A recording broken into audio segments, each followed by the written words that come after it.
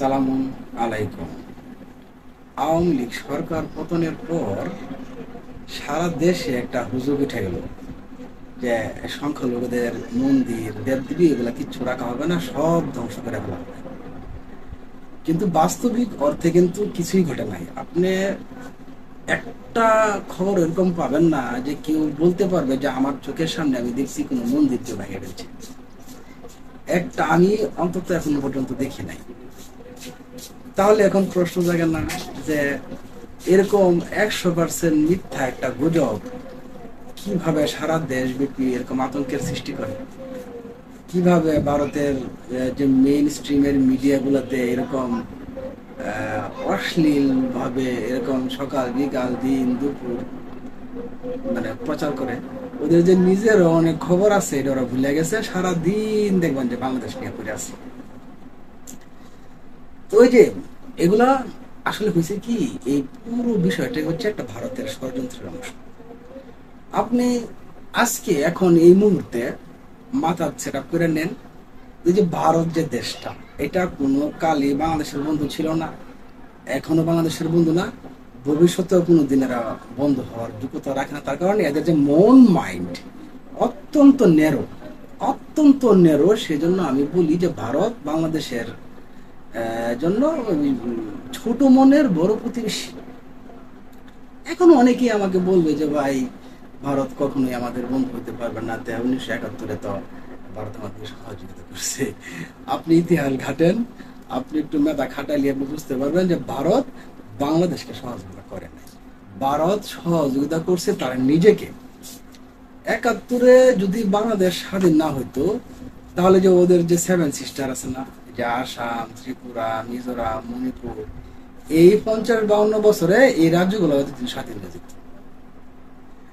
এই বাংলাদেশের সীমান্তে পারমাণবিক অস্ত্র মোতায়েন হইতো যদি বাংলাদেশ স্বাধীন না হইতো। আর এটা এই এক পাকিস্তানের জ্বালাতে ওরা বাঁচে না।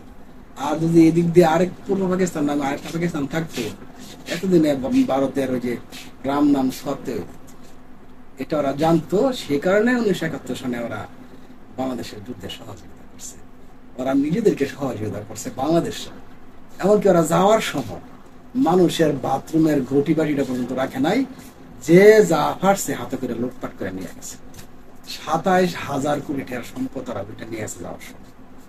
সেই ভারত এখন এই দেশের নাজুক পরিস্থিতিতে ওই যে এই সংখ্যালঘুর উপরে হামলা, মন্দিরে হামলা, অমুক তমুক, এই সমস্ত বিষয় নিয়ে এই দেশের রাজনৈতিক পরিস্থিতি ঘোলাটে করে নিজের স্বার্থ সিদ্ধি করার চেষ্টা করতেছে।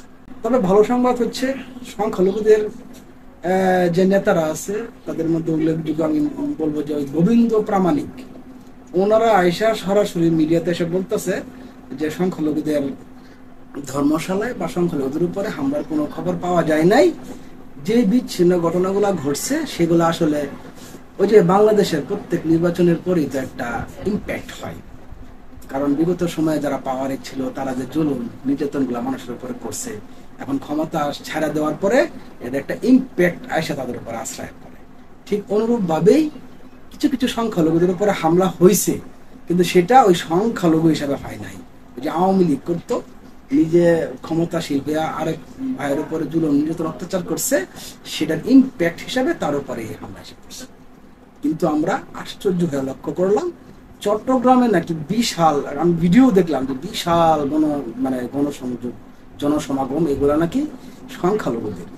যদিও ভিডিও দেখে বোঝার উপায় নাই যে আসলে এখানে যারা আছে সবাই সংখ্যালঘু কিনা, বা থাকলেও এই যে সংখ্যালঘুগুলোকে দেখানো হয়েছে এগুলো আসলে বাংলাদেশে কিনা, চট্টগ্রাম কিনা, বা যে স্লোগান গুলা শুধু মানুষের মাথা দেখায়া যে অডিও সাউন্ড গুলো আমাদেরকে অনলাইনে শোনানো হতেছে সেগুলো কি আসলে এই ভিডিওর সাউন্ড না অন্য থেকে আলাদা সাউন্ড লাগানো হয়েছে?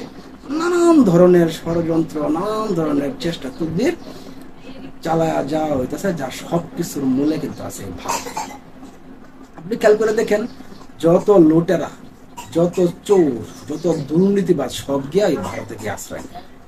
এমনকি যে গণ আন্দোলনের মুখে পতিত হওয়া স্বৈরাচার, সেও গিয়া ওই ভারতে যায় আশ্রয় নিচ্ছে। তাহলে কি মনের মধ্যে প্রশ্ন জাগে না যে আমার দেশের সার্বভৌমত্বের দুশ্মন, আমার দেশের লুটতরাজ লুটেরা দুর্নীতিবাজ সব জায়গায় তোমার দেশে আশ্রয় নেয়, আর তুমি কোন যুক্তিতে তাদেরকে আশ্রয় দেওয়া? তোমার লাভ, তাই না? তো আপনি প্রশ্ন করবেন কারে, আর জবাব দিবে কে? কোনো কিছুর দরকার নাই, আপনি শুধু মাথার মধ্যে এটা ঢুকাই দেন যে ভারত যে দেশটা, এটা কখনোই বাংলাদেশের বন্ধু ছিল না, আজও নাই, ভবিষ্যতেও কোনোদিন এই দেশটা আপনার মানে বন্ধু হবে না। এটা আপনি রিয়ালাইজ করেন, আপনার মাথায় ঢুকাই নেন, পাশাপাশি আপনার যে সন্তান আছে তারা পরবর্তী প্রজন্ম, তাদের ভিতরে এই জ্ঞানটুকু দিয়ে দিয়ে দয়া করে। তাহলেই এই দেশ এই ভারতের মতো এই ছোট মনের বড় প্রতিবেশীর হাত থেকে